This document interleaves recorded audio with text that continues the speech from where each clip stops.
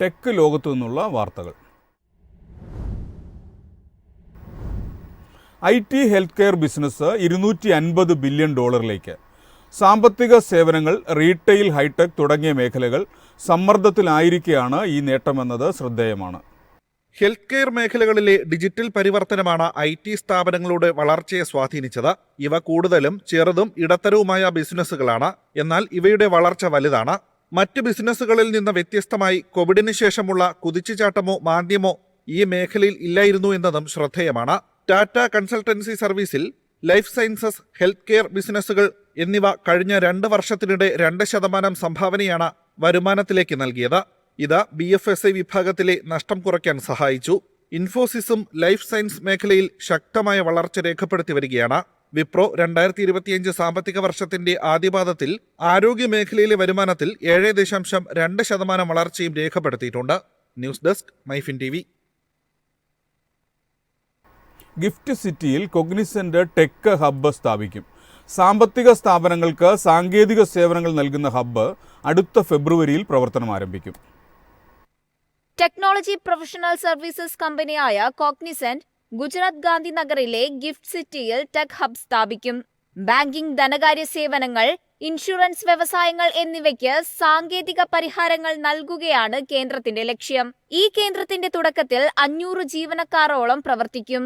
തുടർന്ന് 3 വർഷത്തിനുള്ളിൽ ജീവനക്കാരുടെ എണ്ണം വർദ്ധിപ്പിക്കാനാണ് പദ്ധതിയെന്നും കോഗ്നിസന്റ് വ്യക്തമാക്കി. നോർത്ത് അമേരിക്കൻ ധനകാര്യ സ്ഥാപനങ്ങൾ, യൂറോപ്യൻ, ഓസ്ട്രേലിയൻ ബാങ്കുകൾ, ഇൻഷുറൻസ്, ലൈഫ് കാരിയറുകൾ, പ്രോപ്പർട്ടി കാഷ്വാലിറ്റി കാരിയർ എന്നിവയുൾപ്പെടെ വിവിധ BFSI ഓർഗനൈസേഷനുകളുമായി കമ്പനിക്ക് സഹകരണമുണ്ട്. News desk MyFin TV. മലേഷ്യയിൽ ക്ലൗഡ് സേവനങ്ങൾക്കായി ഒറാക്കിൾ $6.5 ബില്യൺ നിക്ഷേപിക്കും. ഒറാക്കിളിന് 24 രാജ്യങ്ങളിലായി 50 പൊതു ക്ലൗഡ് കേന്ദ്രങ്ങളുണ്ട്. തെക്കുകിഴക്കൻ ഏഷ്യൻ രാജ്യത്ത് ഒറാക്കിൾ നടത്തുന്ന ഏറ്റവും പുതിയ പ്രധാന നിക്ഷേപമാണിത്. കഴിഞ്ഞ വർഷം മുതൽ മൈക്രോസോഫ്റ്റ്, എൻവിഡിയ, ഗൂഗിൾ, ചൈനയുടെ ബൈറ്റ് ഡാൻസ് എന്നിവയുൾപ്പെടെ മലേഷ്യയിലേക്ക് കോടിക്കണക്കിന് ഡോളറിന്റെ നിക്ഷേപം നടത്തിയിരുന്നു. കൂടുതലും ക്ലൗഡ് സേവനങ്ങളിലും ഡാറ്റാ സെന്ററുകളിലും AEയിലുമാണ് നിക്ഷേപം. അതേസമയം ഏറ്റവും വലിയ സിംഗിൾ ടെക് നിക്ഷേപങ്ങളിലൊന്നായി ഒറാക്കിളിന്റെ സംരംഭം മാറി. വരാനിരിക്കുന്ന പൊതു ക്ലൗഡ് മേഖല മലേഷ്യയിലെ ഓർഗനൈസേഷനുകളെ ആപ്ലിക്കേഷനുകൾ നവീകരിക്കാനും ക്ലൗഡിലേക്ക് ജോലിഭാരം മാറ്റാനും സഹായിക്കും. News desk MyFin TV. ജർമ്മനിയിൽ OnePlus സ്മാർട്ട് ഫോണുകൾ വിൽക്കുന്നത് നിരോധിച്ചു. ഇന്റർ ഡിജിറ്റലുമായുള്ള പേറ്റന്റ് പ്രശ്നങ്ങളെ ചൊല്ലിയുള്ള നിയമതർക്കത്തെ തുടർന്നാണ് നിരോധനം. OnePlusഉം ഇന്റർ ഡിജിറ്റലും തമ്മിലുള്ള പേറ്റന്റ് പ്രശ്നങ്ങളെ ചൊല്ലിയുള്ള നിയമതർക്കത്തെ തുടർന്നാണ് ഏറ്റവും പുതിയ നിരോധനം. 5Gക്കും മറ്റ് മൊബൈൽ സാങ്കേതിക വിദ്യകൾക്കുമുള്ള പ്രധാന പേറ്റന്റുകളെ സംബന്ധിച്ചാണ് തർക്കം. തർക്കത്തിന്റെ ഫലമായി OnePlus ഫോണുകൾ അതിന്റെ ജർമ്മൻ ഓൺലൈൻ സ്റ്റോറിൽ നിന്ന് താൽക്കാലികമായി നീക്കം ചെയ്തു. അതേസമയം OnePlus Pad 2, OnePlus Watch 2 എന്നിവയുൾപ്പെടെയുള്ള മറ്റു ഉപകരണങ്ങൾ വെബ്സൈറ്റിൽ ലഭ്യമാണ്. OnePlusനെ സംബന്ധിച്ചിടത്തോളം ഇത് വലിയൊരു തിരിച്ചടിയാണ്. മുന്നേയുണ്ടായിരുന്ന പേറ്റന്റ് തർക്കത്തിനു ശേഷം ഈ വർഷം ജനുവരിയിലായിരുന്നു OnePlus ജർമ്മൻ വിപണിയിൽ തിരിച്ചെത്തിയത്.